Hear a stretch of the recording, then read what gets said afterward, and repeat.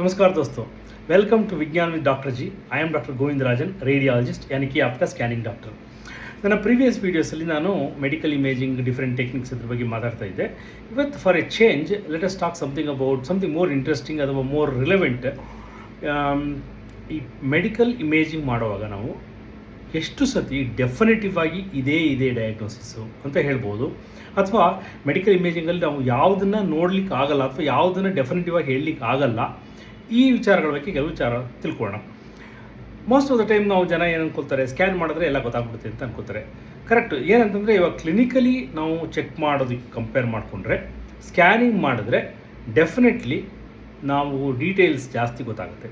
Like for example, clinically ಅವರು examine ಮಾಡಿದ್ರೆ baby, for example pregnant lady, ಅವ್ರಿಗೆ ಗೊತ್ತಾಗ್ಬೋದು pregnancy ಇದೆ, ಇಷ್ಟು ವೀಕ್ಸ್ ಇರಬಹುದು ಇದು, ಮತ್ತು 2 ಬೇಬೀಸ್ ಇರ್ಬೋದು ಒಳಗಡೆ, ಇಷ್ಟು ಗೊತ್ತಾಗ್ಬೋದು ಕ್ಲಿನಿಕಲಿ ಎಕ್ಸಾಮ್ ಮಾಡಿದ್ರೆ. ಆದರೆ ಬೇಬಿಗೆ 2 ಕೈ 2 ಕಾಲು ಇದೆಯಾ, ಅಥವಾ ಬೇಬಿ ತಲೆ ಕರೆಕ್ಟಾಗಿ ಡೆವಲಪ್ ಆಗಿದೆಯಾ, ಬೇಬಿ ಹೊಟ್ಟೆ ಎಲ್ಲಿ ಏನು ಅಂದರೆ ಹೊಟ್ಟೆಯ ಅಬ್ಡಾಮಿನಲ್ ವಾಲ್ ಅಂತ ಹೇಳ್ತೀವಿ, ಅಬ್ಡಾಮಿನಲ್ ವಾಲಲ್ಲಿ ಏನು ಡಿಫೆಕ್ಟ್ ಇಲ್ವಾ, ಇದೆಲ್ಲ ಗೊತ್ತಾಗಲ್ಲ. ಸ್ಕ್ಯಾನಿಂಗ್ ಮಾಡಿದಾಗ ಇದೆಲ್ಲ ಕಂಡುಹಿಡಿಬೋದು ನಾವು.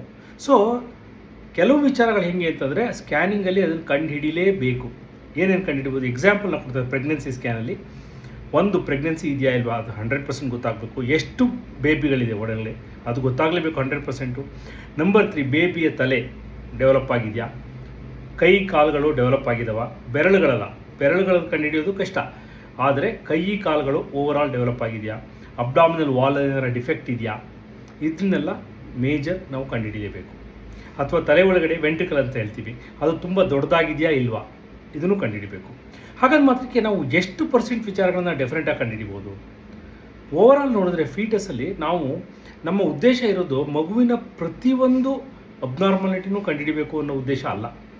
ಈ ಸ್ಕ್ಯಾನಿಂಗ್ ಮಾಡೋದು ಏನಕ್ಕೆ ಅಂತಂದರೆ ಮಗು ಹೊರಗಡೆ ಬಂದಾಗ ಅದು ವಯಬಲ್ ಇರಬೇಕು. ಅಂದರೆ ಕೆಲವು ಅಬ್ನಾರ್ಮಾಲಿಟೀಸ್ ಯಾವ ಥರ ಇರುತ್ತೆ ಅಂತಂದರೆ ಮಗು ಹೊರಗಡೆ ಬಂದ ಮೇಲೆ ಅದು ಐದರ್ ಹುಟ್ಟುತ್ತಾನೆ ಸತ್ತೋಗೋ ಚಾನ್ಸಸ್ ಇರುತ್ತೆ, ಅಥವಾ ಹುಟ್ಟುತ್ತಾನೆ ದೊಡ್ಡ ಮೇಜರ್ ಕಾರ್ಡಿಯಾಕ್ ಅಂದರೆ ಹಾರ್ಟ್ ಪ್ರಾಬ್ಲಮ್ ಇರುವಂಥ ಇರ್ಬೋದು, ಅಥವಾ ಹೊಟ್ಟೆಯೊಳಗೆ ದೊಡ್ಡ ಟ್ಯೂಮರ್ ಇರಬಹುದು, ಅಂದರೆ ಟ್ಯೂಮರನ್ನು ತೆಗೆಸಬೇಕಾಗ್ಬೋದು, ಅಥವಾ ಕಂಜೆನಿಟಲ್ ಅಬ್ನಾರ್ಮಾಲಿಟಿ ಅಂದರೆ ಕೈ ಇಲ್ಲ, ಕಾಲಿಲ್ಲ, ಅಥವಾ ತಲೆ ಸರಿಯಾಗಿ ಡೆವಲಪ್ ಆಗಿಲ್ಲ, ಈ ಥರ ಇರಬಹುದು. ಸೊ ಈ ಇಂತಹ ಮಕ್ಕಳು ಹುಟ್ಟಿದ ಮೇಲೆ ಜಾಸ್ತಿ ದಿವಸ ಇರೋದಿಲ್ಲ, ಅಥವಾ ಇದ್ರೂ ಕಾಂಪ್ಲಿಕೇಶನ್ಸ್ ಎಷ್ಟು ಜಾಸ್ತಿ ಇರುತ್ತೆ ಅಂದರೆ ಫಾರ್ ಮೆಂಟಲಿ ರಿಟಾರ್ಡೆಡ್ ಆಗಿರ್ಬೋದು, life long, down syndrome for example, ಈ ಥರದ್ದಿರುತ್ತೆ. ಸೊ ಸ್ಕ್ಯಾನಿಂಗ್ನ ಉದ್ದೇಶ ಏನಪ್ಪ ಅಂತಂದರೆ ಈ ಥರ ವಯಬಲಿಟಿ ಅನ್ನೋದಕ್ಕೆ ಪ್ರಾಬ್ಲಮ್ಯಾಟಿಕ್ ಆಗುವಂತಹ ಅಬ್ನಾರ್ಮ್ಯಾಲಿಟೀಸ್, ಅದನ್ನು ನಾವು ಮೇಜರ್ ಅನಾಮಲೀಸ್ ಅಂತ ಕಳಿತೀವಿ, ಇದು ಇಲ್ಲ ಅಂತ ಕಂಡುಹಿಡಿಬೇಕು ಒಂದು. ನಂಬರ್ 2, ಸಪೋಸ್ ಇನ್ನು ಕೆಲವು ಡಿಗ್ರೀಸ್ ಆಫ್ ಅಬ್ನಾರ್ಮ್ಯಾಲಿಟಿ ಇರುತ್ತೆ. ಅದರಲ್ಲಿ ಏನಂತಂದರೆ ಮಗು ಹುಟ್ಟಿದ ಮೇಲೆ ನಾರ್ಮಲಾಗಿ ಇರ್ಬೋದು, ಆದರೆ ಅದಕ್ಕೆ ಸ್ವಲ್ಪ ಸರ್ಜರಿ ಮಾಡಿಸ್ಬೇಕಾಗಬಹುದು, ಅಥವಾ ನಾವು ನಾರ್ಮಲ್ ಒಂದು ರುಟೀನ್ ಅಂದರೆ ಲೋ ಲೆವೆಲ್ ಅಂದರೆ ಟರ್ಷರಿ ಪ್ರೈಮರಿ ಕೇರ್ ಹೆಲ್ತ್ ಸೆಂಟ್ರಲ್ಲಿ ಡೆಲಿವರಿ ಮಾಡಿದ್ರೆ ಅದು ಪ್ರಾಬ್ಲಮ್ ಆಗುವಂಥ ಸಾಧ್ಯತೆ ಇದೆ. ಡೆಲಿವರಿ ಆಗ್ತಾನೆ ಅದು NICಗೆ ಹೋಗಬೇಕಾಗ್ಬೋದು, ಅಥವಾ ಕಾರ್ಡಿಯಾಕ್ ಕೇರ್ ಅಂದರೆ ಹಾರ್ಟ್ ಕೇರ್ ಅಂತಹ ಹಾಸ್ಪಿಟ್ಲ್ಗಳಲ್ಲಿ ಹೋಗಬೇಕಾಗಬಹುದು. ಸೊ ಈ ಥರ ಅಬ್ನಾರ್ಮಾಲಿಟೀಸ್ ಏನಾರ ಇದೆಯಾ ಅದನ್ನು ಕಂಡುಹಿಡಿಬೇಕು. ಯಾಕೆ ಅಂತಂದರೆ ನಾವು ಪ್ಲ್ಯಾನ್ ಮಾಡೋದಕ್ಕೆ, ಸರ್ಜರಿ ಅಥವಾ ಡೆಲಿವರಿ ಪ್ಲ್ಯಾನ್ ಮಾಡೋದಕ್ಕೆ ಹೆಲ್ಪ್ ಆಗುತ್ತೆ. ಸೊ ಹೀಗಾಗಿ ಸ್ಕ್ಯಾನಿಂಗ್ ಮಾಡುವಾಗ ನಾವು ಕೆಲವು ಸ್ಪೆಸಿಫಿಕ್ ಅಂಶಗಳನ್ನು ಕಂಡುಹಿಡಿಯಬೇಕು ಅನ್ನೋ ಉದ್ದೇಶದಿಂದ ನಾವು ಸ್ಕ್ಯಾನಿಂಗ್ ಮಾಡ್ತೀವಿ. ಆ್ಯಂಡ್ ಇದರಲ್ಲಿ ಸ್ಕ್ಯಾನಿಂಗ್ ಮಾಡಿದ ಮಾತ್ರಕ್ಕೆ ಮಗುವಿನ ಪ್ರತಿಯೊಂದು ಅಬ್ನಾರ್ಮಾಲಿಟಿನೂ ಕಂಡುಹಿಡಿಯೋಕ್ಕಾಗುತ್ತೆ ಅನ್ನೋದು ಸುಳ್ಳು. ಅಡಿಷನಲಿ ಮಗು ಡೆವಲಪಿಂಗ್ ಸ್ಟ್ರಕ್ಚರ್ ಅದು ಅಷ್ಟೇ. ಇವಾಗ ನಾವು ಫಾರ್ ಎಕ್ಸಾಂಪಲ್ ನಾವು ನಾರ್ಮಲಿ ಮಾಡೋದೇನು 12 ವೀಕ್ 13 ವೀಕ್ಸ್ ಒಂದು ಸ್ಕ್ಯಾನ್ ಮಾಡ್ತೀವಿ. ಅದು ಬಿಟ್ಟು ನೆಕ್ಸ್ಟು 16 ವೀಕ್ಸ್ ಅಥವಾ 20 ವೀಕ್ಸಿಗೆ ಇನ್ನೊಂದು ಅನಾಮಲಿ ಸ್ಕ್ಯಾನ್ ಅಂತ ಮಾಡ್ತೀವಿ. ಬೇರೆ ಟೈಮಲ್ಲೆಲ್ಲ ನಾವು ಮಾಡೋದು ಬರೀ ಮಗುವಿನ ಗ್ರೋತ್ ಮತ್ತು ಮಗುವಿನ ಸುತ್ತ ಇರುವಂತಹ ಫ್ಲೂಯಿಡ್ಸ್ ಅಥವಾ ಮಗುವಿನ ಬ್ಲಡ್ ಫ್ಲೋ ಇದನ್ನು ಮಾತ್ರ ಕಂಡುಹಿಡಿದ್ವಿ. ಸೊ ಸ್ಟ್ರಕ್ಚರ್ಸ್ ಫುಲ್ ಕಂಡುಹಿಡಿಯೋದು ನಾವು ಈ 2-3 ಸ್ಕ್ಯಾನ್ಗಳಲ್ಲಿ ಮಾತ್ರ, ಯಾಕೆಂದರೆ ಡೈಲಿ ಬೇಸಿಸಲ್ಲಿ ಸ್ಕ್ಯಾನ್ ಮಾಡೋಕ್ಕೆ ಆಗೋದಿಲ್ಲ.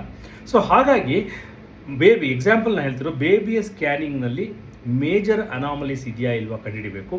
ಸಮ್ ಅನಾಮಲೀಸ್ ಇತ್ತು ಅಂತಂದರೆ ಅದು ನಾವು ಡೆವಲಪ್ ಅಂದರೆ ಯಾವ ಜಾಗದಲ್ಲಿ ಅದನ್ನು ಸರ್ಜರಿ ಮಾಡಿ ಅಥವಾ ಸರ್ಜರಿ ಮಾಡುವಂಥ ನಮಗೆ ವ್ಯವಸ್ಥೆ ಇರುವಂತಹ ಜಾಗದಲ್ಲಿ ಡೆಲಿವರಿ ಮಾಡೋದು, ಈ ಥರ ಡಿಸೈಡ್ ಮಾಡೋದಕ್ಕೋಸ್ಕರ ಸ್ಕ್ಯಾನಿಂಗ್ ಮಾಡ್ತೀವಿ. ಇದು ಒಂದು ಪಾರ್ಟ್ ಆಯಿತು.